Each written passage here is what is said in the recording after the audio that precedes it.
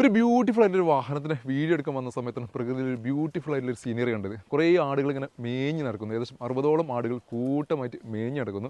ഒരാട് അതിൻ്റെ ഭക്ഷണം ഇങ്ങനെ തേടി ഇങ്ങനെ നടക്കുമ്പോൾ മറ്റുള്ളവർ അതിൻ്റെ പുറകെ ഇങ്ങനെ കൂട്ടായിട്ട് ഇങ്ങനെ ഒന്നിച്ചൊരു കൂട്ടായിട്ട് മാത്രം അവരിങ്ങനെ മേഞ്ഞ് നടക്കുന്ന പ്രകൃതിയിൽ നമ്മുടെ മനസ്സിന് വളരെ സന്തോഷം തരുന്ന, ഏറ്റവും സമാധാനം തരുന്ന ഒരു പ്രകൃതി രമണീയമായിട്ടുള്ള കാഴ്ച.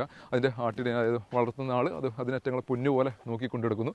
അതേപോലെ തന്നെ ഒരു പൊന്നുപോലെ നോക്കിയിട്ടുള്ളൊരു വാഹനം, അതും ഒരു ഓട്ടോമാറ്റിക് സെഗ്മെൻറ്റ് വാഹനവും നമ്മുടെ അടുത്ത് നിന്ന് സ്റ്റോക്ക് പുതുതായിട്ട് വന്നിട്ടുണ്ട്. അതിൻ്റെ കാഴ്ചകൾ കാണിക്കാൻ വന്ന സമയത്താണ് ഇങ്ങനത്തെ ഒരു പൊന്നുപോലെ നിൽക്കുന്ന ആട്ടിടേൻ്റെ ആടുകളെയും കണ്ടത്.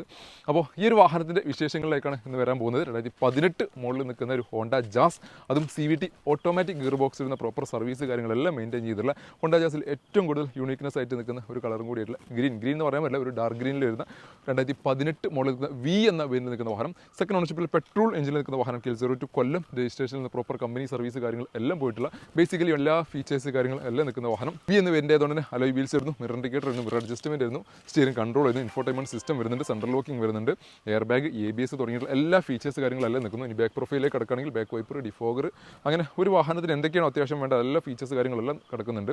ബാക്ക് ബമ്പറിനകത്ത് വരുന്നു, അത് റിവേഴ്സ് പാർക്കിംഗ് സെൻസർ വരുന്നുണ്ട്. അതേപോലെ ഫ്രണ്ടിലും പാർക്കിംഗ് സെൻസർ ആഡ് ഓൺ ചെയ്തിട്ടുണ്ട്. ടയർ കണ്ടീഷനൊക്കെ നോക്കുകയാണെങ്കിൽ ഓൾമോസ്റ്റ് ഒരു 80-90% 4 ടയേഴ്സും ഉണ്ട്. നല്ല നീറ്റ് ആൻഡ് ക്ലീൻ ആയിട്ട് നിൽക്കുന്ന, വേറെ കാര്യപ്പെട്ട മേജർ പരിക്കോ കാര്യങ്ങളൊന്നും വരാത്തൊരു വാഹനം. ഇന്റീരിയർ ഭാഗം നോക്കുകയാണെങ്കിൽ നല്ല അടിപൊളി സീറ്റ് കവറൊക്കെ എന്നിട്ട് വന്നിട്ടുണ്ട്, ഹാൻഡ് റെസ്റ്റ് വന്നിട്ടുണ്ട്. പിന്നെ അതേപോലെ തന്നെ കമ്പനി സ്റ്റീരിയോ കാര്യങ്ങളെല്ലാം ഈ ഒരു വാഹനത്തിനകത്ത് വന്നിട്ടുണ്ട്. സാധാരണ മുമ്പത്തെ വീഡിയോയിൽ പറഞ്ഞത് ഹോണ്ട ജാസിൻ്റെ വാഹനങ്ങൾ, ഹോണ്ടയുടെ വാഹനങ്ങൾ ഏറ്റവും വലിയൊരു പോരായ്മയാണ് ഈ ഒരു ഇൻഫോർടൈൻമെൻറ്റ് സിസ്റ്റത്തിൻ്റെ ഡിസ്പ്ലേ ഡാമേജ് ആവുന്നത്. ഈ ഒരു വാഹനം ചെക്ക് ചെയ്ത് നോക്കാം, ഇതിനകത്ത് വല്ല ഡാമേജ് ഉണ്ടോ എന്ന്. സാധാരണ ഒരു 90% വാഹനങ്ങളുടെയും കംപ്ലയിൻ്റ് ഉണ്ട്, പക്ഷേ ഈ ഒരു വാഹനത്തിന് ആ ഡാമേജ് ഇല്ല. അതൊരു കോമൺ ഇഷ്യൂ ആയിട്ട് കണക്കാക്കുക. അങ്ങനെ വെച്ചാൽ എല്ലാ വാഹനം ഒട്ടുമിക്ക ഹോണ്ട സിറ്റി, ഹോണ്ട ജാസ് തുടങ്ങിയിട്ടുള്ള വാഹനങ്ങളിൽ വരുന്ന ഈ ഒരു സ്റ്റീരിയോ കമ്പനിയുടെ ഹോണ്ടയുടെ സ്റ്റീരിയോക്ക് ഡിസ്പ്ലേ പെട്ടെന്ന് ഡാമേജ് ആയി പോകുന്നൊരു പ്രശ്നമുണ്ട്. അപ്പോൾ ഈ ഒരു വാഹനത്തിന് ആ ഒരു പ്രശ്നം നിലവിൽ കാണാനില്ല.